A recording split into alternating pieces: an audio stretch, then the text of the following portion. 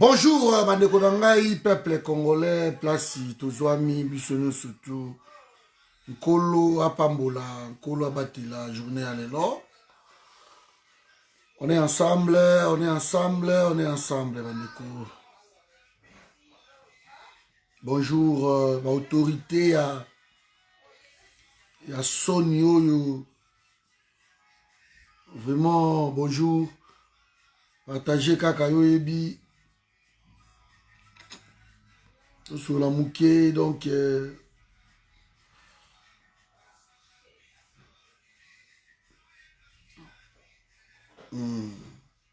mbote bandeko na biso e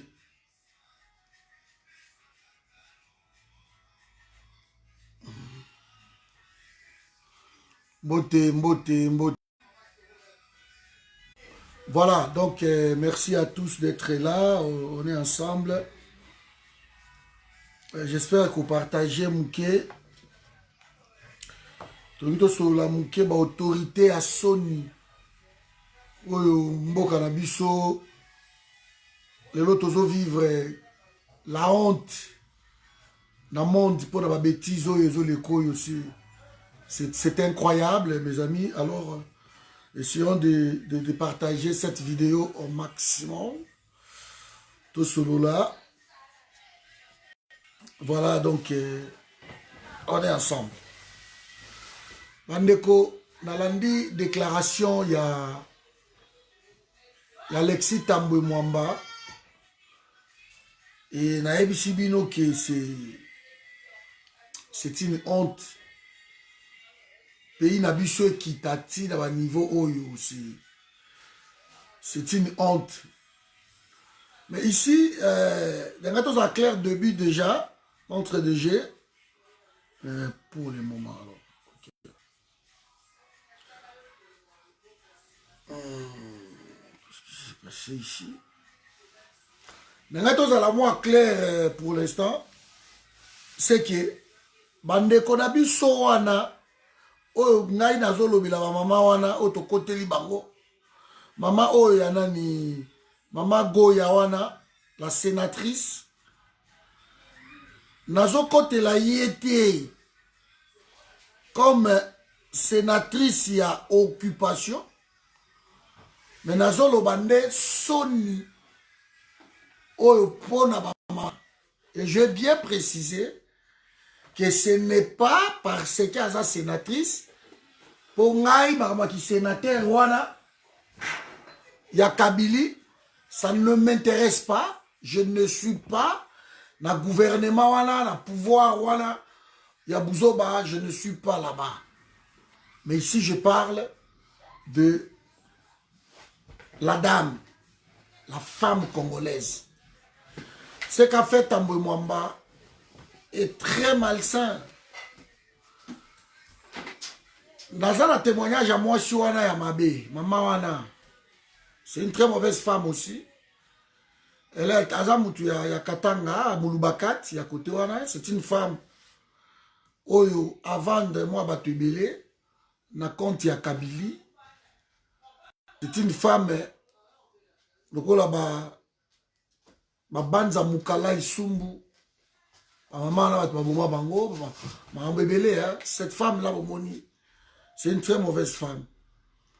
Donc, dans moi, actuellement,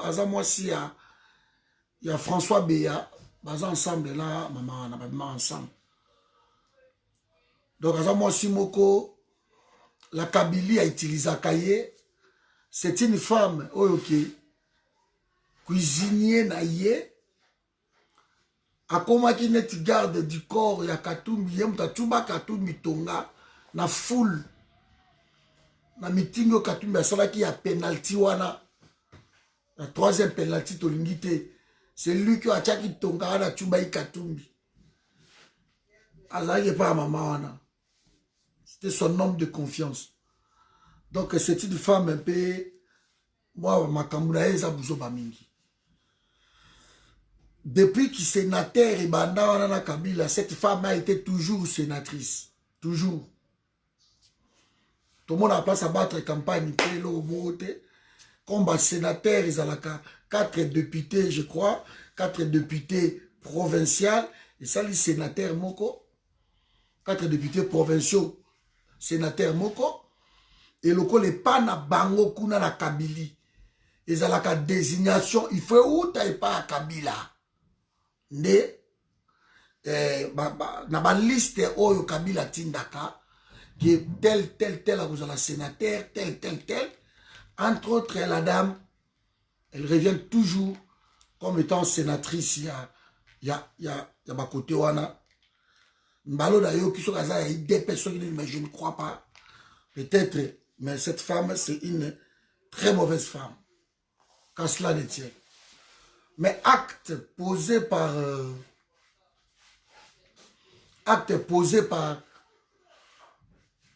Stambwe Mwamba, et là qui ça, la médiocrité, il y a un homme politique. Pour attaper Bosalaki, Bouzoba, attaper que moi, c'est moi, Linga Kiyo, attaper Kobo Lingana ki bande konangai. Okoloba makambuana na hémicycle.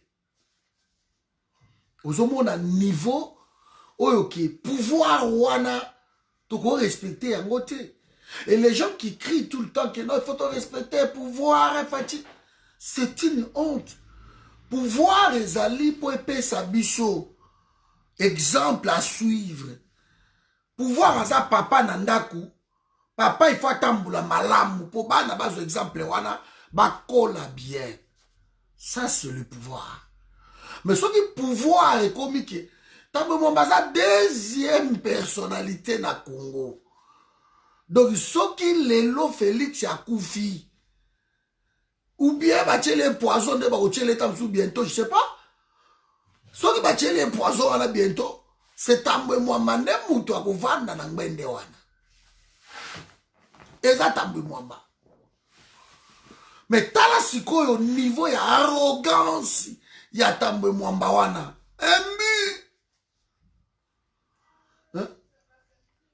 Il parle d'une telle arrogance. Na moi si bande konangai. Mais c'est incroyable. Et moi, je suis en télé à Tomboki. Et Tambwe Mwamba lobi na continuer. Tozo zela tam sur ba mikolezo ya. Tozo ba suite ba makambo wana. Donc Tambwe Mwamba. Alors, on peut perdre, de mon Tambwe Mwamba. C'est un indépendant. Il est seul comme ça. Mais tellement, Tambwe Mwamba était financier. Il y a Afdel. Entre autres. Voilà. Ma récompense, il y a Tambwe Mwamba. Et, Aza Moutou, Kabila Yebi. Que Tambwe Mwamba baza ba tuer sanguinaire ba 100 fois. Donc arobo mamoutubo ya bomi. Aro commandité meurtre batine Tambwe Mwamba wana. Siko batu wana ba médiocre ndenge wana. Nde Kabila benda ka bango toujours il les récompense. Et ça n'est pas gentil ningo bila tout ça. Tellement ba bomi batu Kabila récompense. Moutouleti Tambwe Mwamba, c'est quand même fou que Tambwe Mwamba ose parler au nom du peuple congolais. Je me sens gêné que Tambwe Mwamba, le peuple congolais, bago. Et moi, comme tout en état congolais, je ne me permets pas que Tambwe Mwamba soit la représentante d'Angaï. Et c'est la raison pour laquelle, Busso, la forum, ton pouvoir wana ya Félixité, pouvoir est rempli de médiocres. Je vais même de lire quelque part que parce que conférence de presse Maurice Salami na Kinshasa et pas épiscopo et Naoki Mbongo a décliné offre Félix Apesa qui est à Boy. Mbongo à Boy. Alors il ne peut pas critiquer Bango. Ma classe de gestion de la paix à Boy, alors il ne fera pas partie de la nomination, il y a Félix. Il a refusé parce que mon kilito télémela qui te dit mais c'est pas possible. Ce sont des médiocres. Oh, vous critiquez qui bango et vous ne pouvez pas travailler avec eux. Et j'entends que non, Ambongo a refusé. Offre à Félix. Et ça, c'est une bonne chose. Ça s'avérait vrai. C'est vraiment une bonne chose que Ambongo a refusé. Offre à Félix. Parce qu'on ne peut pas travailler avec Félix. On ne peut pas aider Félix. Aider Félix, c'est aider Batuloko la Batambe Mwambawana. Parce que l'ordonnance, il y a Félix, il est comme si Batambe Mwambawana, les lots bazaku, na ba arrogance ndengewana. Nathalie vidéo wana mbala moko, mais là on va la ngote, tellement je me sens gêné. Nathalie arrogant ndengewana boy. Azolobela moi si. Et cette femme s'est ressaisie. Moi, je suis à la télé, je Tomoki. Alors, mais non. De yosa sénateur, un sénatrice. Hein? On le kira la ligne. Et comme une discussion dans moi, je suis désolé. Façon, Yakolobawana, c'est pas possible, quoi. La femme congolaise, a parmi Basio, va souffrir, mingi. Bah, mérite un peu de respect. Quoique moi, je suis à la kaya mabe, mais je parle ici, na respect à femme congolaise. Et na ba poste oyo, sont des parvenus. Vous sont des parvenus, sont des ramassis. Tout le monde tellement mabé dans mon kidé, musée, calculer qui bango. Que parmi batu ya mabe, batambe mwamba baza encore plus mabe koleka. Déjà comme des tambe mwamba wana de musa lobe ngobi ba ramasi bazoba. De ko du piron de a popoli ba encore bien. Le pays to lembi ba aventure ya ndenge wana. Sikoyo batu lokola ba wana. Pardon. Ouais, ils ont la mire dans la vidéo, ils ont la mire dans la vidéo, ils ont la mire dans la alors, c'est étonnant, mes amis, mais l'autorité congolaise, ça la sonne.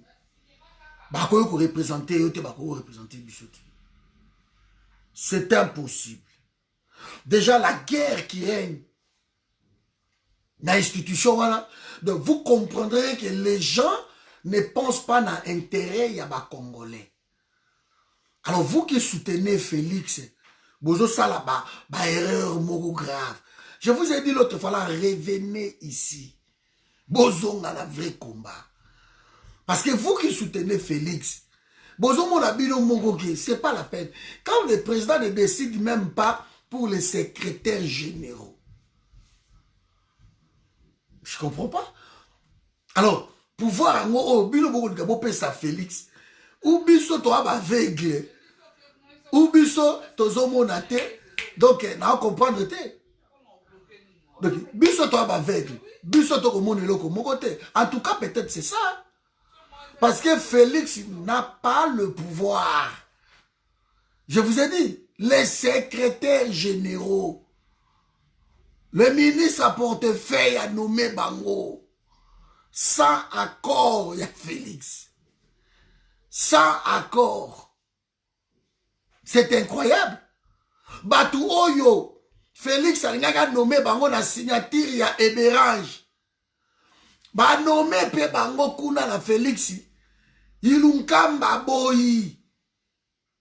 Aboyi. Ubiso to ana miso to zomo na te. En tout cas, il faut se poser des questions. Votre Fati n'a pas de pouvoir. Pas du tout. Donc, il ne faut pas rêver. Il y a un médiocre, Avandi, il est là par la volonté d'une personne. Parce que même les FCC n'ont pas voulu Tambwe Mwamba. Guerre, il y a battu Lukwebo. Nakabila ebima wana parce que le FCC n'a pas voulu Tambwe Mwamba. Bati Lukwebo azalaki premier parti. Vous avez nakati la majorité na bango. Après, non, deuxième partie, après le PPRD. Parmi les alliés, il y a PPRD. Premier parti. Dans le mouvement, c'était à lui qui revenait place Tambwe Mombasa. Mais la volonté d'un seul homme à voyager à Okedeba, Congo, vacances. Et à ABC Demi Moulanya Lobi, mettez Tambwe Mwamba. Et tout le monde est prêt à laquelle elle est. Mettez Tambwe Mwamba. C'est tout, à voyager. Et vous avez non, à Tambwe Mwamba. Maman Venika. Et ça a arrêté. Donc, ma père a mis tout wana, au baza Kozinga, Kabila, au baza autour, il y a Félix, ils font la honte de la République. Ils font la honte de la République. Toro soutenir Bangote. Naïm de ce combat, on ne peut pas soutenir l'autorité wana. Ils font la honte de la République. Batozo mona bango wana. Bazo boma. Justice, c'est ça, sélective. Je reviendrai un peu plus tard, la justice, dans l'affaire à Moukoko, tout consort. Mais je voulais vous dire ici, si nous voulons que notre pays ait bimanamo niniwana, bandeko mingi ya ba résistant balobaka affaire ya Congo, les affaires politiques, les affaires ya occupation. Non. Moi, je voulais corriger un peu moins l'okowana. Nous sommes dans occupation politique. C'est la politique qui occupe le pays. Parce qu'il faut définir c'est quoi l'occupation là, que vous dites souvent, ce n'est pas une affaire politique, mais c'est une affaire d'occupation. Non, c'est la politique d'occupation. C'est une affaire politique. Na Congo, et la politique, le monde entier. C'est la politique qui dirige le monde. C'est la politique qui n'est pas pays c'est la politique qui n'est pas la guerre. C'est la politique qui n'est pas la guerre. C'est une affaire politique. Et que les politiciens congolais, ce sont eux les problèmes. Faut que nuance wana. Parce que ceux qui te lobby que non, ce n'est pas une affaire politique, c'est une affaire d'occupation. Alors toza kolongola, bah politiciens congolais, alors ce sont eux le problème. Parce que l'occupation n'a besoin de besoin ou t'en Rwanda, c'est quoi l'occupation? Il faut nous définir. C'est ça politique. Donc ils ont imposé cette politique d'occupation na Congo. Donc les résistants, parce que dans le Congo mingi, tout le monde, tous les papas, politique à Congo, non, à Congo, on ne fait pas l'élection, dans la occupation, et ça politique, c'est pas, non. C'est la politique centrale, il y a Makambuna, tout ça pour comprendre, politique, et ça centrale, il y a Makambunyo surtout. Il y a un monde entier et ça politique. Les Nations Unies que vous voyez, l'OMS, BAD, tout ce que vous voyez là, c'est la politique. C'est la politique. Non, Kagame a koufité. Kagame a koufité. Ça, et je crois qu'il est même guéri. A koufité parce que Naouti Kolanda, Lelo, conversation, il y a un président africain, Kagame était là, Mohamed Al-Sisi était là, Ibeka, Ibrahim Boubacar Keïta, Mali, était là, Al-Sisi, Égypte, hein. Y Selassie, je crois,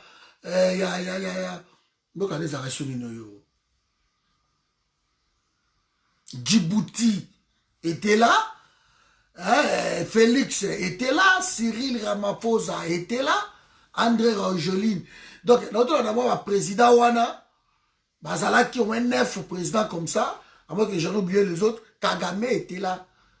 Et Bazala qui ensemble, pour qu'il faut adopter qui Wana ya COVID-19, ou que Guinée, Bissau, na Guinée équatoriale, basi batili déjà bato bakomi na Madagascar, et bazo zoya bango, et curieusement, Madagascar azo pesa yango ofele. Azo pesa yango ofele. Car équipe loko ya ba muyembe ba riposte bobo komi ba pesi bino po bokende ko kabola na Congo. Et après ça bato baza ko bika. Ozomona. Donc azo pesa ngo ofele. Donc c'est ça en fait loko na ngina lo badon que Kagame est là, ezaki ba rumeur maki mais qu'à cela ne tienne, ce sont des guerres et à médias, c'est aussi autorisé na guerre autoza nango. Ils ont rappelé bien, et c'est toujours c'est une bonne chose. Donc l'occupation de Zaganango est politique. Parce que guerre est aussi la tête à Congo, souffrance est aussi la tête à Congo, et ça, on a martelé chaque fois. Parce que politique il y a Congo est influencé par les Rwandais, par les Ougandais, par les Européens, ce sont eux les problèmes. Alors, tant que politique na biso eza influencé kuna, guerre est aussi la té. Guerre est aussi la té.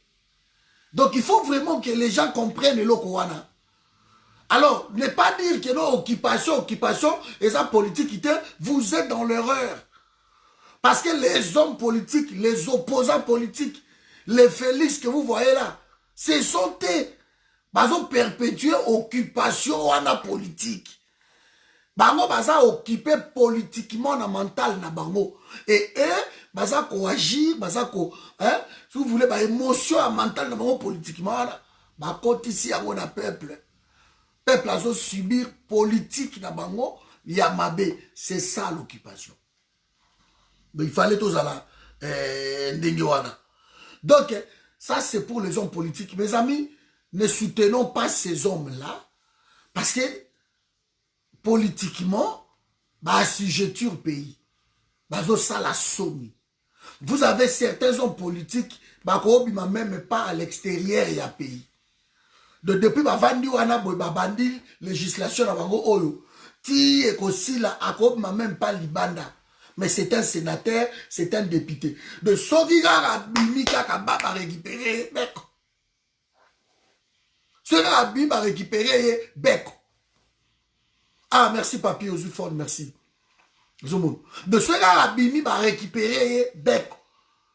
Mais c'est un homme politique congolais, bourré de fautes, bourré des assassinats, bourré de Makamba Bouzoba. Il faut te comprendre de l'Okowana, qui est tous un problème sérieux.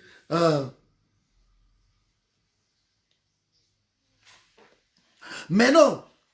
La politique occupe le Congo et les dirigeants congolais pouvaient faire notre pays soit une... Non, on ne peut pas. Faites que vous avez chemin à Malamouti. Faites que vous avez chemin à Malamouti, papa Nangai. La politique, Oeza, Blelo, Ezo Boma Congo. Luttons contre ces anti-valeurs comme des Tamboué Mwamba comme ça. Mais, les politiciens, Nabiso, pour changer façon na bango wana, et ça simple, il faut procéder dans la méthode du Moussousou. Que la méthode à Goloba Oyo, que la méthode à Bitumba, na aussi na discours et côté suko na combat awa ya tribalisme Oyo. Je vais finir par là.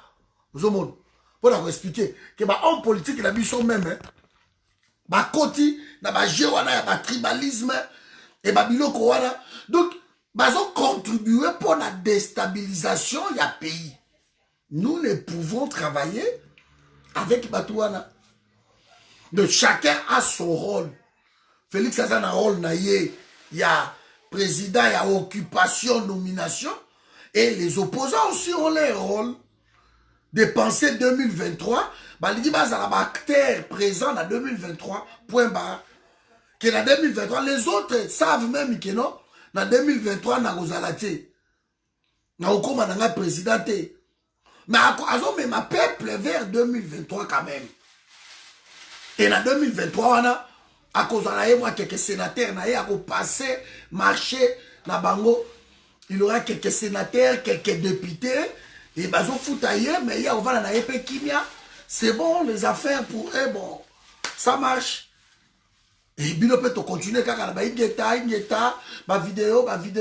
Et pour eux, les affaires marchent, continuent. C'est ça. Après ça, exemple, il y a un homme politique qui digne. Il a dénoncé que dehors Uguiz a Koufi, il y a Okunde na Rwanda. Mais dehors Uguiz a été DGDA, il y a douane Nabiso dans Congo. Et tout le monde savait déjà que dehors Uguiza était DGDA là, c'était rwandais. Tout le monde le savait. Mais aujourd'hui, il est mort. Et bien, il y a la domicile familial na Rwanda. Qui est cet homme politique qui a dénoncé le Kouana? Personne. Alors, Bissonde, tu as tellement de sentiments. Il y a Tolobi, non, c'est ça en fait, c'est là que vous m'avez bisso. C'est ça là que vous m'avez bisso. Donc, il y a des sentiments, il y a des choses qui on ne peut pas avancer. On ne peut pas avancer. Donc, tant que Kaboli, ma province, tant que Kaboli, banini, ba pesi ba vendre 300 mètres carrés wana. Personne n'a parlé. Personne. Donc en fait, ils acceptent ça aussi. Plus de provinces pour eux, plus de députés, plus de sénateurs, plus de ministres, et voilà. Ngai Patrick Nelazawa, na komi na ngai, obengi ngai bemba bon écoutez Patrick, toi je vais te faire de toi un ministre provincial ou un député. Bon, on va nous gagner à table sous 13 000 $ par mois et tu donneras tes 30% na MLC. J'accepte. 13 000 dans le roi nangai, 3 000 et quelques, 3 900 na PSI. Je reste avec 9 100 et quelques euros. Oh, na gagné kangote na poto, oh, ni ben na kin, na ko gagné kangote, j'accepte. Et si ko yeso kasata sur na 50 députés. Alors, 50 députés, ce qu'on fait les calculs. 3 900 fois 50. Mais pour lui, les affaires fonctionnent. Et ça, c'est encore les députés dans le quota, on a au PSAI. Après, si on va au PSA, on va dire, bon, dans le sénateur, peut-être, on peut sur 5 sénateurs. Tu peux sur moi, ministre provincial, tu sur moi 3, 4, moi comme au Koto, député provinciaux, banane. Bon, tu peux sur moi PDG, moi comme Bibalé, moi. Les mecs se retrouvent. Lui se retrouve. Alors, yo, la Koto, yo, ingeta, pour appeler sur moi 100 euros, moi, c'est 5 $. Allez, bobimi, belé. Bozo, là, ça dit, non, ça populaire, pour appeler sur 5 $. Pour appeler sur 3 $. Pour appeler sur 2000 francs. Obimi, Ocheliye Makelele. Mais lui gagne par mois, tant qu'on va dividende, à gauche, droite, le monsieur a plus de 100 000 $ par mois. Sans compter ma copine, ma de côté.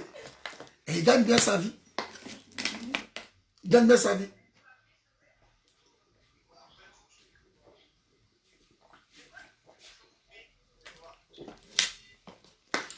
Bon, ça parce que Moutou moko pas dire que coronavirus il faut qu'on me l'appelle maïbélé. Bon ma remède dans le qui aimé belé avant on me la maïbélé. Pour la coronavirus. Vite. Voilà. Donc c'est ça le problème quoi. On a bon ma remède dans l'équipe maïbélé. Vous comprenez mes amis? Nous sommes dans un processus moko ya bandenge wana. Bazo se retrouver donc il y a on a commis un que non. L'autorité de la honte et l'opposition et la majorité. Mais, oh, ils sont cruels, ma casse, c'est une histoire, oh, ils sont opposition. Moi, je te connais, mais... Ah, Nzambe Nangaï.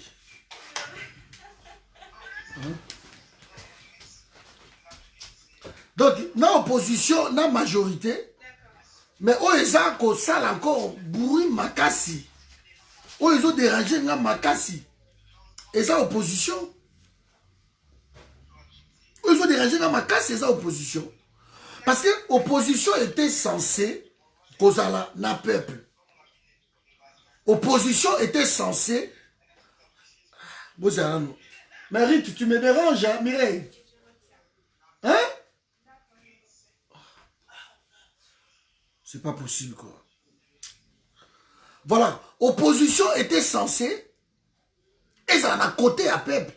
Et ça peuple vérité. Mais si l'opposition. Et ça, les locaux en si l'opposition. Et ça, là, qui s'appelle que Tozana Bino. Mais il joue léger, il y a pouvoir. Ce sont, opposition c'est encore plus cruel. Que bateau yo bakenda na bango pas à Kabila, bateka milimo na bango balobi bon, toke na biso pas à Kabila, biso to travailler na biso na Kabila.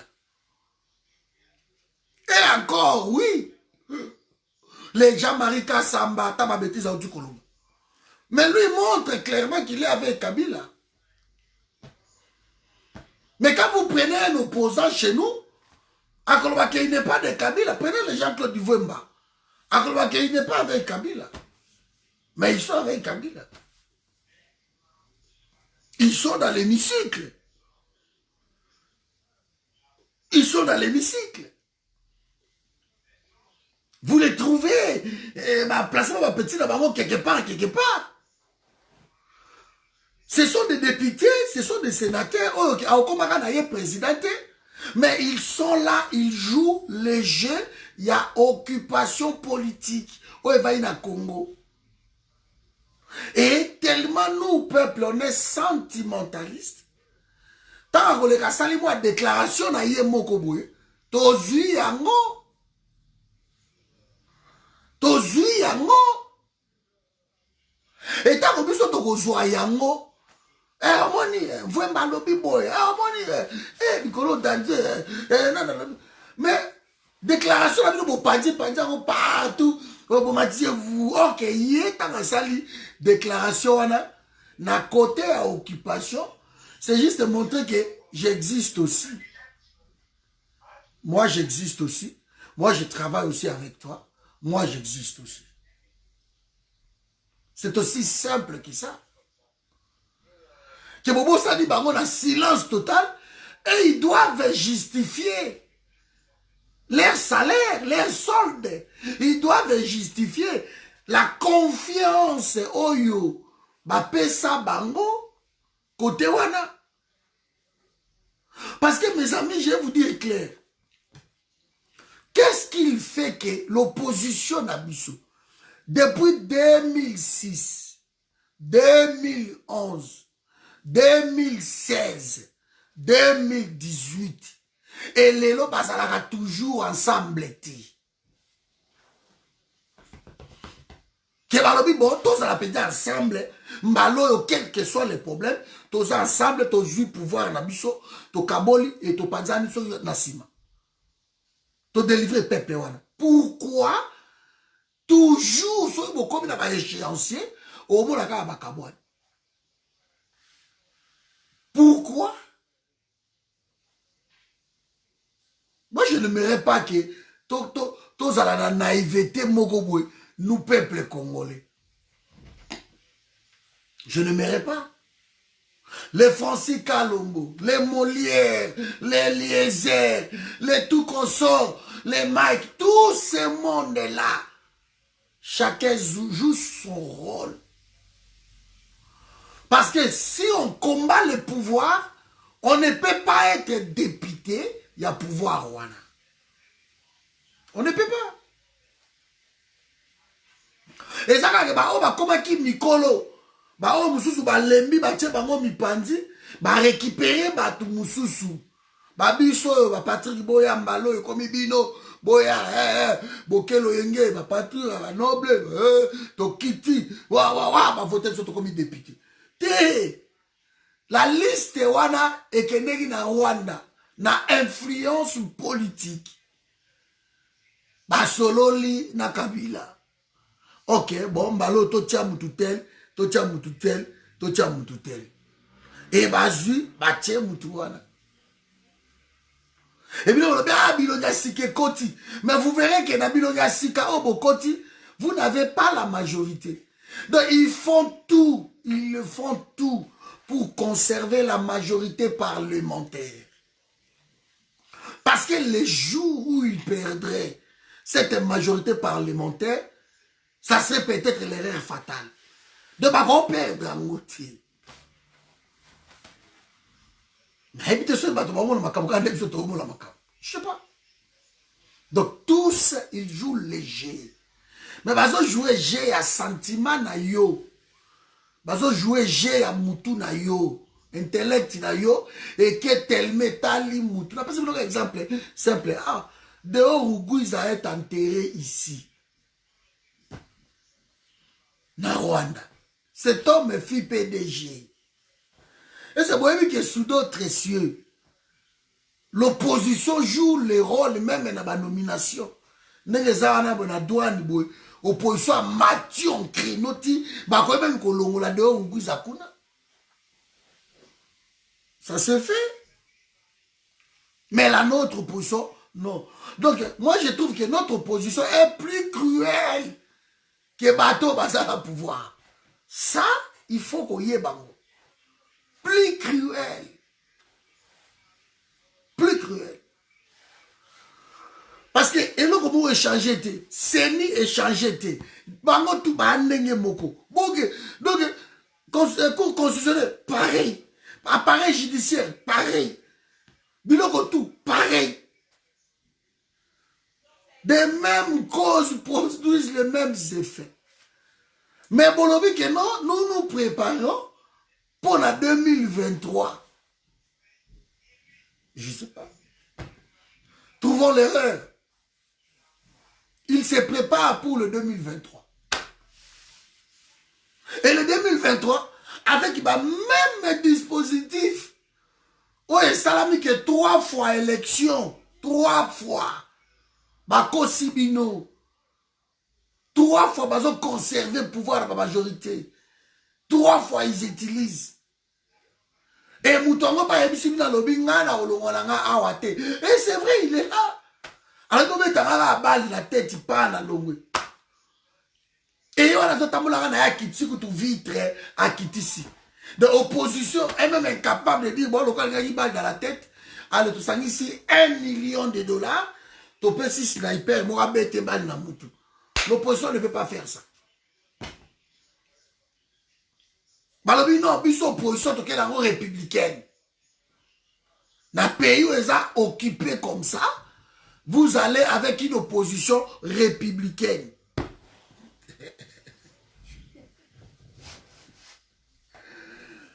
Vous voyez? Dans le pays où ils sont occupés, ce pays est occupé dans le. Mais non, nous allons soutenir une opposition républicaine. Comme a créé Jean-Pierre Bemba et Moïse Katumbi, Sangani, Babibi sont dans une opposition républicaine. Il faut les soutenir. Dans le pays où on a leader Moïse Katumbi, un leader provincial, lui c'est les Katanga. Quelle opposition républicaine il fait? Moïse Katumbi comme président, et même l'Équateur va voter. Bah bien. Bah bien, tu sais. Acha Macron n'a même kunate. Je doute fort qu'Acha Macron déjà n'a pas bandundu. Je doute fort. Est-ce qu'Acha Macron n'a pas zaï? Je ne sais pas. Mais je ne crois pas. Est-ce qu'Acha Macron n'a pas Mbujima et n'a Kananga? Je ne sais pas. Je ne crois pas. Makambo biso dénoncer yango awa boy. Bango pe ba yebi yango. Ça va plus de marge de manœuvre. Il y a aussi les locaux, mais ils ne les font pas. Ils ne les font pas. Et vous verrez ici, 2023, Kabila reçoit Bochap. Abi, bon, écoutez, Bochap, yo commis président. Et c'est bon, l'opposition a fait à Makelele, que le peuple a obimbaté. Bah, et bien, bah, Makelele, mon chabité, allez, bah, qu'il y ait cours constitutionnel. Bah, confirmer P. Bochab. Kabila n'a pas continué. Et l'opposition a continué sur vérité désir de vérité désir. Et voilà, l'issue dit ok 2028. Et ça serait pareil. Comme c'est dégoûtant. Ça serait pareil. Il joue avec le peuple congolais. Ici, je ne voulais pas parler du pouvoir en place parce que ça ne servirait à rien. Nous le savons tous que ce pouvoir en place, et ils jouent leur rôle de conserver le pouvoir le plus longtemps possible. Mais l'opposition est plus cruelle que le pouvoir en place. Parce qu'ils ne jouent pas leur rôle d'opposition. Bango de baza censé baza la pembeni ya peuple. Là où on les attend, ils ne sont pas au rendez-vous. Deux points au étiqual d'Abisso Oyo, rapidement. Je voulais parler d'un point à fils Moukoko. Dans la sans rival et quelques membres aussi de l'IDPS démontrent que Bakanga fils Moukoko. Mais c'est tout à fait logique. Logique. On croit fils Moukoko. On croit fils Moukoko. Masao Akatsa Brazate Azala Kisasa. Pour le que mingi kutu bazo kanisa ke ozana Braza ou ozana na Gabon. Mingi kutu bao kanisa. Bazo bawana ya IDPS. Bazo photo angana yo ba publier yango. Mais voilà encore une fois autre lubakake. Bino atobozo l'état des droits, alors vous n'avez rien compris. Coup de fil oyo mwana oyo fils Mukoko auti osolo la na Kabila na Masao na minute to solo ngana bino de fils Mukoko ba récupérer qui ne ba récupérer qui na procureur mbala moko auto solo na fugitif numéro ana ya fugitif abengi e wap azui wap fugitif aza na Gabon te aza na Congo Brazate, aza wapi. Nde justice la liete. Ça rival demande na bande kwa IDPS bo kene pa Facebook bo kanga bo sal. Mais siko fi wana wana ko maman ana pardon, wana ko interviewer ça rival, j'ai aimé cette question. Alors mais ce n'est pas na base de ba que le kanga fils Mukoko, c'est à la justice. Oh non, biso pe base, biso moto salaka justice la ndenge na biso. Donc, même ça, il va la comprendre le pétard des doigts en monter. Vous voyez ma capona d'accord. Donc, même lui, ça rival qui crie Fachi béton, état de droit. Dans ça comprendre en monter quoi. Mais nous sommes dans l'état de droit. Ce n'est pas la base d'aller dans ndaku ya fils Mukoko kukanga fils Mukoko donc séquestrer koya na ye ko obligé ye à l'oba c'est pas ça va zali assez pardon mais c'est étonnant vous voyez que état de droit la ville est utopie la base n'a pas à faire ça. Autre fois. Mais nous sommes dans l'état de droit, non? Non. Il fallait ça, Jalo Bakipo. Ma déclaration d'Abino tout, Eza Kokwe Isabino, Ezo Boma, Félix Ndeko Boma, ma déclaration d'Abino Nyoso Touana. Ezo Kweisa. Ezo Mona que vous ne tuez pas préparé. Bosimbelo Kouana, Bozaki d'Abino préparé. Même vieux Tshisekedi Penza Azalaga préparé. Vieux n'a jamais été préparé. Jamais. Y'a on a biloko on a tout. Vieux n'a jamais on l'a préparé. Y'a maintenant on va pouvoir te. Parce que pouvoir est à la préparation. Ne va tout dire Nyamao à Sarkozy, mais pour Abi, moi, je me prépare même temps on a ça qu'on s'est rasé. La préparation. Vous allez en côté. Parce que si aujourd'hui, tout ça pour recourir toujours la justice à base, alors, mais qu'est-ce fait maintenant? La justice, c'est ma procureur, l'état justice. Bon, ça, nini? Bon, ça, nini?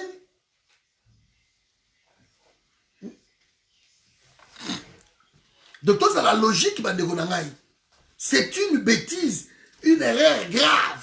Kolobabilo Kouana.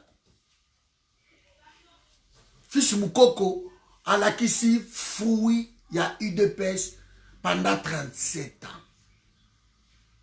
Ma phrase, ma wakancha na kichana, ok, maman songi a mbeli kuna na États-Unis a chargé bango danze. A chargé bango fort. La guerre de l'IDPS est ouverte. Na moni phrase, na lo mami eli ya guerre ya osakanate. Et comme tu n'as pas caricature, babilo kone yoa. Mais guerre ya osakanate. Parce que bozala qui préparait te. Et loko o eleka kuna na kati ya mouvement na bino wana. Ezala ka trahison. Ezala qui trahison en commençant par le père. Et bino bokuti yango bozo tanga kaka yango parce que sinon pasteur a malamu abimisaka abana malamu. Papa o yaza bien éduqué abimisaka bana malamu. Famille o yaza éduqué et bimisaka bana soko moni bana wana même koloba même ma façon na bango tout vous comprendriez que non en tout cas o yaza na bonne famille. Et bana même na koloba même na olata. Au moins, quand tu es lati, façon de tambola, façon de même pas geste, au moins, on a bon lobby. Ah, en tout cas, à cause de la bonne famille. Je parle pas bonne famille, il y a un bon mais il a une bonne éducation dans la famille. Mais ce que nous voyons, comment un parti politique, où ils ont dit opposition, grand parti, comment ils ont rempli que des traîtres. Alors, j'aime beaucoup le passage de la Bible. J'aime beaucoup. Parce que la Bible m'instruit beaucoup. Nzamba zotambola. Ada uzawap. Ada uzawap. Oh, nazobombana. Awa, parce que nazani. Zambalo, mais qui t'a appris que tu étais né?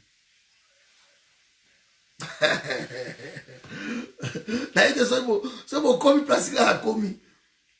Parce que Ada, tu as été toujours né.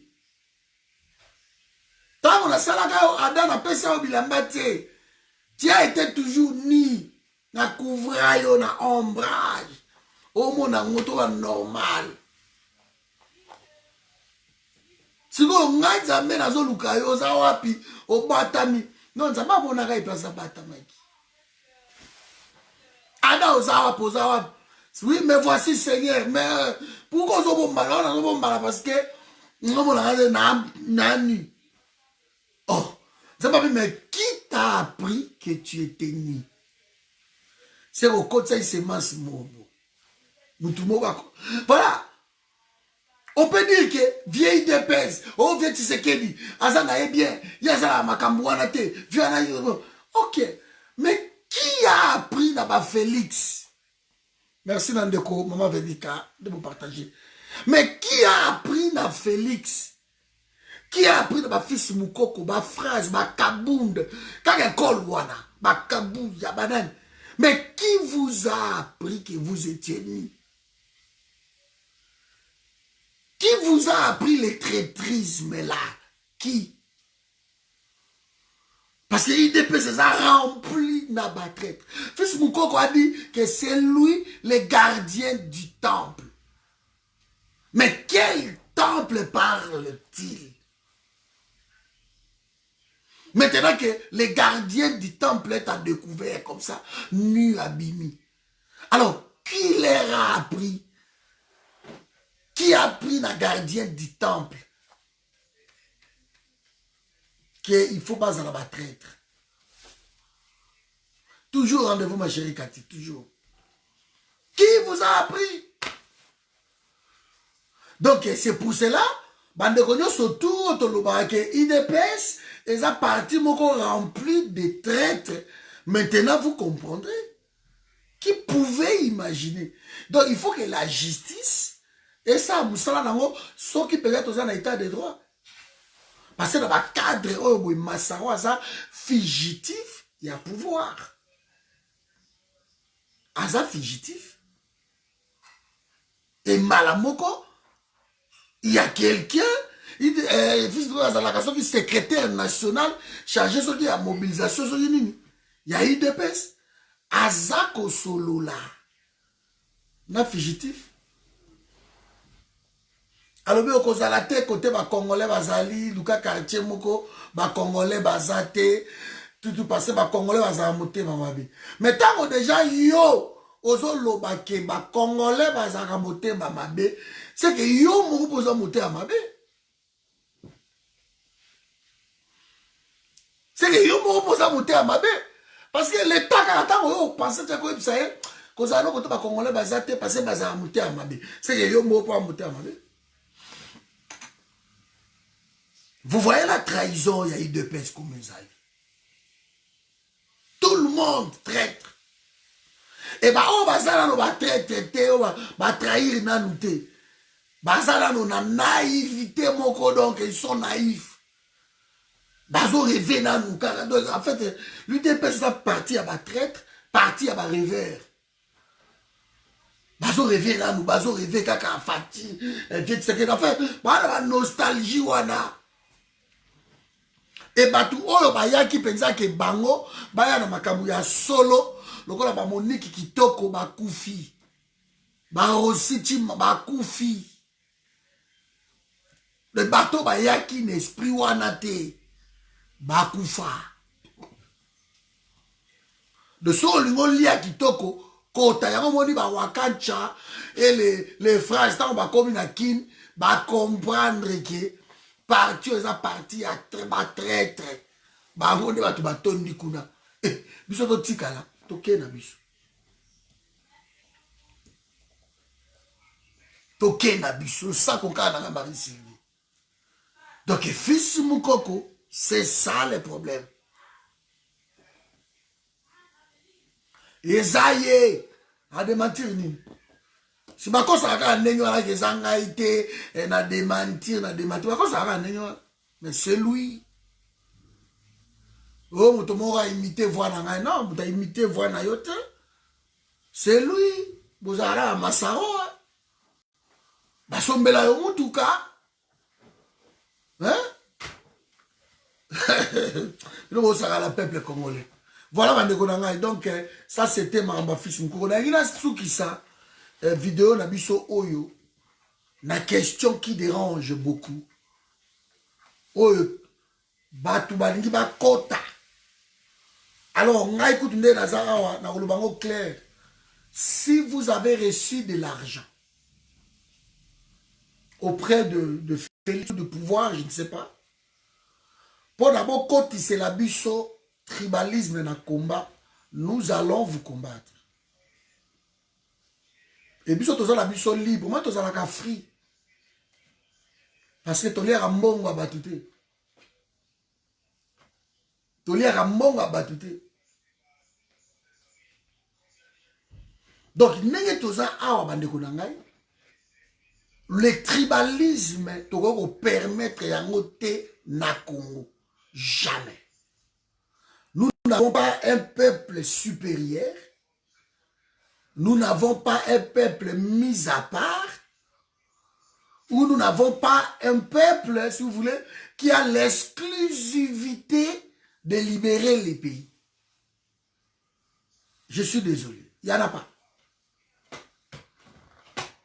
Tobundaka biso nyoso tu ndenge moko Lumumba zaki ne Congo te.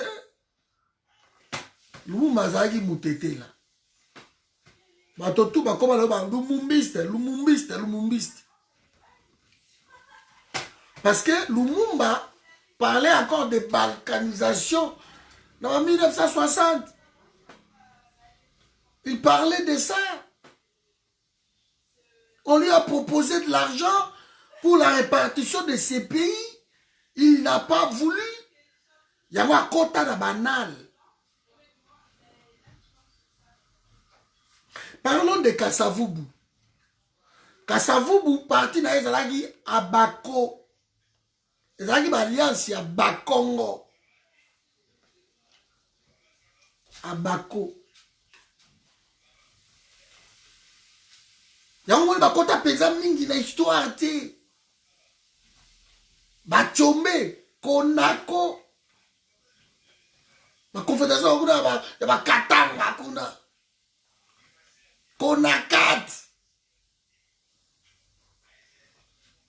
Donc il ne faut pas oublier Babiloko wana. Somo lelo ba Lumumba ba koti lelo na histoire. Parce que Lumumba pensait Congo. Lumumba ne pensait pas une province. Il y a une histoire positive ya Congo. Tout autant à Lumumba d'abord, nous sommes fiers d'être des Lumumbistes à cause du nationalisme. Lumumba biso la commande. Mon ancien pouvait être un leader ya Congo. Ce qu'ils ont péché par ma province na Yewana. Quand nous on soutenait mon ancien, quand on les soutient mon ancien, nous les soutenons parce que tous ça va Congo, tous ça va né Congo. Non, moi je suis désolé. Donc les Chomongo, les Zoro, bah côté la banzela wana. Mais nous allons vous combattre. Nous allons vous combattre. Bosuka na makambo na bino monde boke kuna. Bon organiser ba marche ne vous a robé ça ba tout royal souté. Parce que on croit vous êtes différents. Na ba Pacheli lelo. Na ba Henri Moké oyo ba kei koto oyo pas Félix pour ba régionalisme na bango. On croit vous êtes différents. Katumbi pêche na biloko na ye. Parce que Yazana Katanga, leader régional, Basuka Kuna, tout ce qu'il fait Katang, il pense Katang, il reste Katang. Vous allez nous imposer Katumbi bien qu'à étranger, bon, dans le connotation on a étranger, Aza Congolais. Alors, Bochebiso Siko Bobouf, qu'est-ce que Lumumba a fait pour le Congo? Alors, Kende Kaka na Algérie, Kende na Maroc, Kende retourne na Bango, mais pourquoi Botia va venir Lumumba, va place Lumumba na Bamboka na Bino? C'est aussi simple que ça. Ou l'autre n'a pas question à vous. Vas-y seulement. Parce que si vous voulez, si vous les Congolais, vous ne reconnaissez pas Lumumba, alors, allez-y au moins dans le Cameroun, allez-y même dans la Russie, hein. Bon, de retour dans le pays, pourquoi va timbre na bino msusu, botia ba Lumumba? Pourquoi? Peut-être que bango va koye bisabino parce que ceux qui sont tombés bondimate. Le régionalisme ekoki ko simbate na Congo. Ekoki ko simbate. Ekoki ko simbate. Donc, soki biso ndenge toza awa. Soki na génération oya ba vie na biso na ba Lumumba ba Kimba ba vie na biso wana. S'ils ont accepté de mourir parce que idéologie na bango ezalaki malamu. Idéologie na bango ezalaki malamu. Il a manqué Na ba leader oyo bazui na sima ba perpétuer idéologie wana. On peut pas donner ma cours. On peut pas. C'est ça en fait. Et ça là que tu me balongolaye ba kende ti ko bomaye. Parce que tant ba kende pe ko bomaye azo kende malobi, je sais qu'ata na kufi. Histoire ya Congo ko beta mara Congo. Un leader azo ke mazo loba. Ayi ke na ke ba ke ko bomangai ma bi problèmealité na ke na kufa. Mais ma solo à Congo et ko loba mana Congo. Alors, si les Congolais, parce qu'on a un niveau à sacrifice, mais c'est incroyable. Il n'a jamais été sectaire. De nazo ka ba hérésie moko, ba bevi moko, que non, nezawa, ba Congo ba bunda côté na bango, bangala ba kende côté na bango, ba kasaya ke. Mais d'où sortez-vous tout ça? D'où sortez-vous tout ça? Et vous croyez vraiment que biso ba oyo to karabega ba maboko to lobi que bon c'est bon loko la bolobi to tiki bino bolobak. Ah mais non, nous allons vous combattre. Le Congo restera un et indivisible. Nous allons parler Congo, mais nous ne parlerons pas des provinces. Ce qui Moutalinga est la leader provincial a que comme un gouverneur. Alors que le Congo, vous le soutenez pas comme un gouverneur. Parce que vous aidez un peu moins dans ce Nyangote. L'absence, c'est moi leadership pour le Congo. Moi, pouvait être un leader national. Il pouvait être un leader national parce que ça, ça va manquer ça. Ma pétio va ça danger que ce qui bimi. Baba bimi. Ndeko finga te sozo ndeko bisa la landu. Ah soko fingi na longolio. Comment ndeko komi que non bah avec tes analyses bidons je suis d'accord. Mais soko fingi so bazo ballon c'est bien à bloquer parce que ah wa page au coach comme dans un forum to finga raté. Est-ce que tali ba commentaire tout ko banda likolo de poko tina se. Comment muta fingi aza Comment vous t'affiquez ça? Donc pour vous, ne pas être d'accord avec les gens, il faut se quoi au fingara. Un de coup. So au fingi encore na longolio. Et je suis très sérieux côté na sakanarate, biso linga ba impolité. Yo pe sangai argument na yo que comment je ne suis pas d'accord. Le soir qu'on arrive au séjour. Donc que je ne suis pas d'accord na ba analyse aux loba. Je ne suis pas d'accord. Alors, bato na bato ba bunda na ba coin na bango. Yebisa biso eloko wana. Omoto ko sa yo moko bimi très impoli au koti, place bato bazo loba, bazo solola et obandi ko finga mba moko. Ozo mona te. Bon voilà, nazo longola yo. Merci. Alors bina bloqué parce que abandaka ko finga. OK. Donc bloqué landu. Na bloqué Orlando, merci. Tu vas te passer chance à Tikala. Abi kete, abi longo voilà. Donc moi dans mine ya zawana.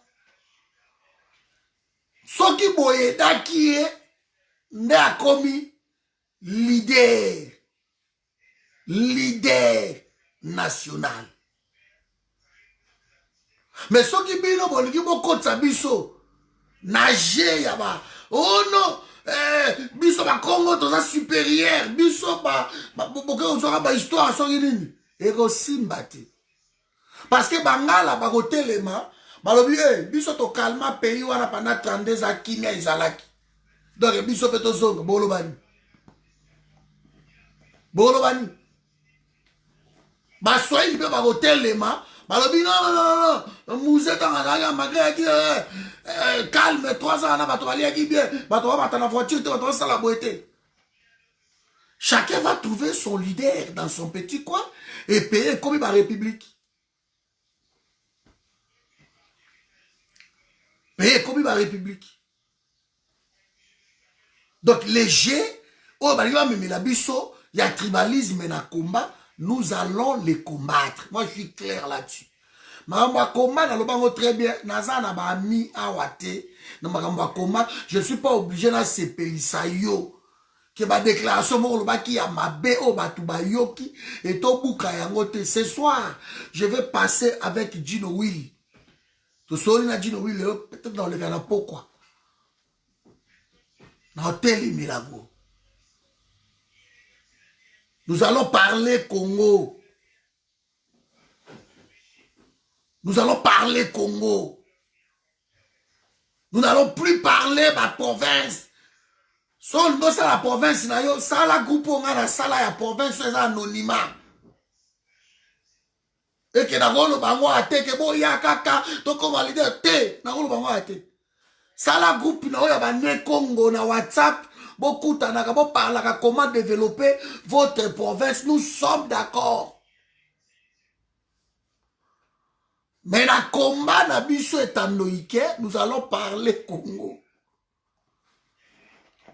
Nous avons cédé à Zaki. Voilà la différence au monde qui ba leader na biso ya kala. Et beaucoup monde ngo très bien, très bien. Na ba leader na biso ya kala. Beaucoup monde que Lumumba zo passé toujours tête haute parce que il n'a jamais parlé la province. Quand tu ba misusu to sutuka que Lumumba nga za rende mutete là. Bato ba sutuka ko sutuka. C'est incroyable. Batouba Sutuka. Lumumba Zara Moutete. Batouba Sutuka. Oui, Azari Moutete. Et Moutete l'a vécu dans la Kisangani. Vous voyez? Madame, s'il vous plaît. Donc, tribalisme na combat et aussi mbaté. On ne peut pas accepter. Nous allons nous battre. Nous allons combattre ces gens-là. Donc, si on a un discours, encore on a esprit, on a lelo na Congo, on a un risque au pays, on a la biso, kabola biso. Et si mbate, ngana mi awate. Il n'y a pas d'amis intime que tozo kende que tozo liaka soko lobi likambombe ngai na kote liyo na bino isa mama sta ngai loka lobe loko yo te ngai ndengi wala donc soko lobi makamba tribalisme awa mobulu parce que tozana ba famille o babala na bango boko tapso désordre. Biso la Congo ne les a na soki to kutani tango to yaka to kutani to lo bakate que no biso ba Congo te biso to kutani kaka ba to ba congolais de congolais ou ta côté nini tango to ke na ko kutana na mboka moko boy to kutana ka tanke ba congolais to kutana ka kuna te que no adio ta région nini ano ke te nous voulons un pays stable. Et la stabilité d'un pays passe par l'unité de ce peuple-là. L'unité, il y a peuple. Soit que Félix, il n'a pas collé, il n'a pas cédé. Ça n'engage que Félix. Mobutu a pu commettre beaucoup d'erreurs dans sa vie. Mobutu a commis beaucoup d'erreurs. Ouais, je vous les concède. Mais l'unité, il y a pays. Ndeo esalaka keno ki miao to vanda ki posaki na unité. Il n'y avait pas de rivalité au bâtiment gouverneur au côté. Et c'est là qui Mungala comme gouverneur côté tel. A comipé. Moutaba Congo a comme gouverneur na Kivu. Tout ça pas près bangolo bazana a comipé. Donc, ezali na babilo kowana, au directeur à banque fait la Mungala, te ezali boité. Au recteur ani non népotisme. Il dénonce ça qui boité.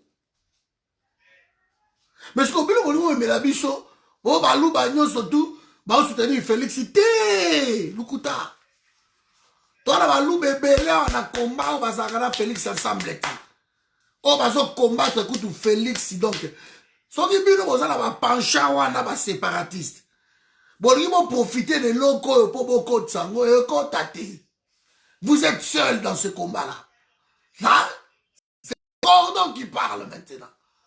Vous êtes seul dans ce combat-là.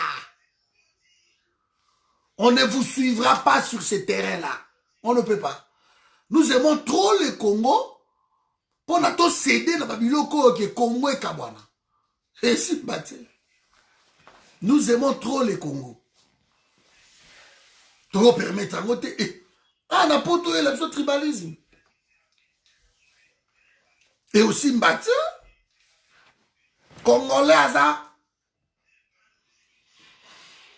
To balanana ba luba, to balanana ba Congo, to balanana ba Swahili, to kipakate, to sala ba copinage, to bota na bango, to bota na biso. Congo brassage, biso na ba mbanda, to zali na ba maimona, to zali na donc oko mona to zali na ba Antoine Ganenda weto, to zali na ba tu ebele. Ngai moko oyo Kasai, n'en parlons même pas. Na nga kuna na Kasai, na nga kuna na za Kolia, na nga kuna na za boy. Hein? Barosi sango makambo ezate. Nga na vanda na Kasai. Mula na tikala ko yoka te ko za mungala songa na yoka ngo ata mukolo moko te. Bo tika ko kosa. Ce sont des fanatiques qui suivent Félix. Et c'est normal parce que Félix a trouvé peu à moi Batounaye pour une réalité. Ce sont des fanatiques. Batomoussou Sora, Jean-Marie Kassamba et consorts. Bakena na bango na Bakabila. C'est tout à fait normal. C'est normal. Maman Pierrette, est-ce que vous comprenez dans la zone où yopo l'imoko en intérêt à tribalisme, s'il vous plaît? C'est normal que Kabila zala la baka samba, zala batum sous so bimaboy, Raïs, Bari Magie, Batouana bazan normal, bazo soutenir. Mais ne généralisons pas le peuple, s'il vous plaît. Ne généralisons pas. Si vous avez un penchant à tribalisme, tu ne seras pas mon ami. Ça, je vous le garantis. Je préfère que tu fasses dans l'ongoli ou dans la liste. De toute façon, il y a au moins 1000 personnes qui vont Facebook, il y a surtout, on a 4, tout est tondi. 5000 là, 5000 là, 5000. Tout est tondi. Et dans la liste d'attente, il y a au moins 1000 personnes qui sont Koto, il y a 300. Koto, dans la liste d'attente, il y a là. Si vous êtes tribaliste, encore Mikolo, on a un pour nananga. Si vous avez un commentaire, vous avez soutenir le tribalisme, tu es. Nous vivons dans la hauteur. Parce que nous se sentir tellement mal à l'aise. Nous sommes au Botana Baluba. Au Botana Congo. Si vous avez un Botana Congo, ma Patricia, ma Gloria, notre Bana. Vous créez ce problème. Vous créez ce problème. Bana, on a Bota. Baetan, Banane, notre Bangoa. Mes enfants, je vais les mettre où? Ma Victor, ma Ethan, maman bango Muluba, l'autre bango. Bon, ça me saute au bango. Naza na Twitter, je suis na Twitter. Donc, ma débat wana, vous arrêtez ça. Chacun est libre de soutenir qui le veut. Chacun. Après que celui qui mange ne méprise celui qui ne mange pas. Si toi tu veux aller soutenir Félix, mais vas-y. N'amène pas les gens. N'a pas Équateur, mais n'a soutenir Jean-Pierre Bembate, n'a soutenir Ngwanda. Je suis de l'Équateur. N'a un forum de ça, tu vas soutenir ma politicien à mon côté. Ce n'est pas que Félix, tout le monde te soutenir à mon côté. Et nous, on est comme ça. Mais je ne vais pas dire que non, on va la bateau, que non, nous devons soutenir mon ancien, mais non, ils ont leurs droits. Mais dans le combat, on est tous ensemble Comme me la bisoté, babiloko anego simbate. Je soutenais moi Nansemi. Na solo la même na secrétaire na particulier. Na solo la même na Mukungubila. J'ai soutenu même Mukungubila. Na solo la ba Charlie Mingedi. Ma poche ya Mukungubila. Moi na Mukungubila Esther. Tozana est tout le temps en communication. Les gens au bazo bundisa pour na pays na biso et ba retrouver biso toza d'accord na bango tozo bunda combat moko. Mais ceux qui bateau ba côté tribalisme la combat oyo ba cause soutien na biso ti. Parce que moi dans ces missions on les soutenait aujourd'hui. Allez, a commis président à part Kaboli Congo. Congo central et Kei, à qui est président à Congo central bané Congo. Dans ces cas-là. Dans ces cas-là.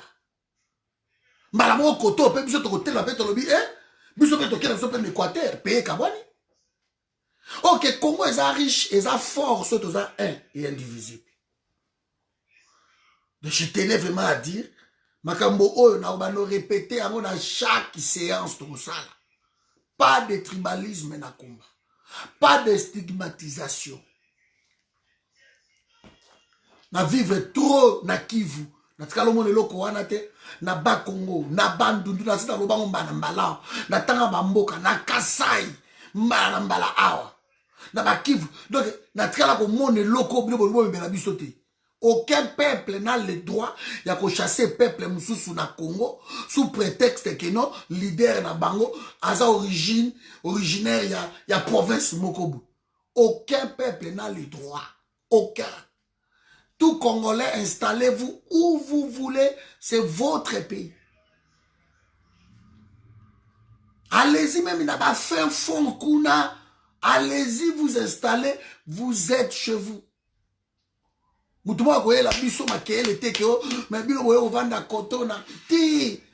êtes chez vous. Là où vous vous sentez à l'aise, allez-y. Vraiment, voilà, mes amis, ce que j'avais à dire cet après-midi. En tout cas, il y a 2 minutes. Voilà, comme ma air normale. Donc, n'acceptons pas ça, s'il vous plaît. Parce que c'est une poudrière. Celui qui a meki kakato cédé. Nelokoana. Ah, ben, beaucoup. Bon, on a 45 républiques et bimi. Et au Banon, on a 26. Donc, on a 26 provinces. Et au Banon, on a 26 républiques. Non, il y a le Bibiso, Tanganyika, le Bibiso P. Et Lualaba, le Bibiso P république, à Lualaba. Et c'est ça. Olomami, le Bibiso P république, à Olomami. C'est ça. Tu as pas le Bibiso P république, à Tuapa. Allez, Nord Kivu, République à Nord Kivu, Sud Kivu, République à Sud Kivu. Peut-être Beni, Père Bishopé, na Boutembo, à Tosangani, République na Bishopé, ni Boutembo. Et essayons maintenant de réparer Kozong Lisango. Parce que politique et au côté, na 4 cas, les Nations Unies, Koti, et Bomi Mahamoko.